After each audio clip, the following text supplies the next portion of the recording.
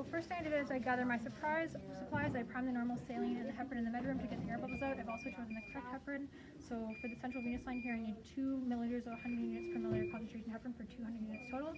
I checked the parenteral drug monograph for the standard locking policies for heparin, so I have the correct heparin here.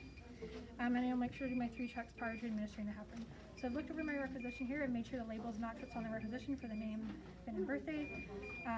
As well, I've gathered the correct collection tube, so the light green one for electrolytes, because I'll be doing electrolytes for this blood draw, which I will order 5 to 10 times following the blood draw.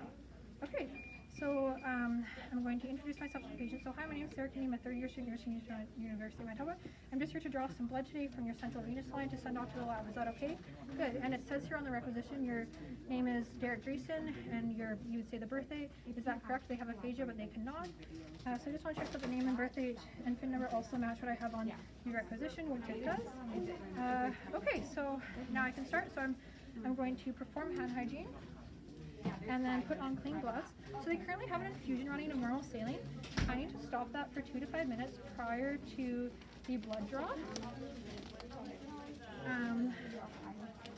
Prior to the blood draw. So I'm going to press stop, primary, change mode, up, select, up. So it's on standby right now. That'll be for 2 to 5 minutes. Just we're gonna pretend the time has elapsed for the purpose of the video. So I'm using the the brown lumen just because it's the biggest gauge for the blood draw. And again, like I mentioned before, all my normal salines and heparins have been primed, so there's no air bubbles. And this is clamped as well because you wouldn't want it open because that could get an error contamination. So I'm going to swab the tip here for 30 seconds and let dry for 15. It's just speeding up for this purpose of the video, so that would be dry. I have a sterile syringe here.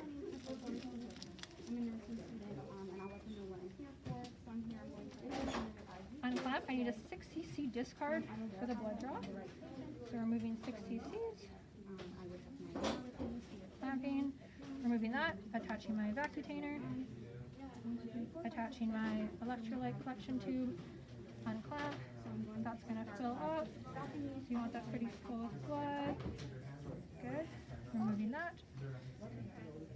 And I need a 20 cc flush, so I have 2 10s here, and just, sorry I didn't get to tap the patient, but just making sure again there's no air bubbles in there.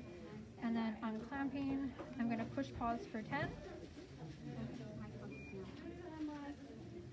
Clamp. My next 10 cc's, I mentioned I got the air bubbles out, but just double check. And then unclamp. And then I'm going to push pause for 10. So that's the 20 cc's total. Clamp. And then I have my heparin here. So again, I just want to make sure that there's no air bubbles in there. It's 2 milliliters or 100 units per milliliter concentration for 200 units total. And I'm going to unclamp. And then I'm going to, when I instill at the last point, I'm going to clamp at the same time for positive pressure. So instill, and clamp. So that's good. So I need to restart the infusion here.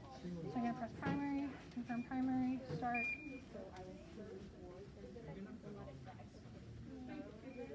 So it started, restarted. I need to invert and label. So 1, 2, 3, 4, 5. It's 5 to 10 times. So I'm going to attach my label, and again, I make sure it matches what's on the requisition. I'm going to send that off to the lab, and I'd also document on my CVL flow sheet as well as the MAR for the heparin.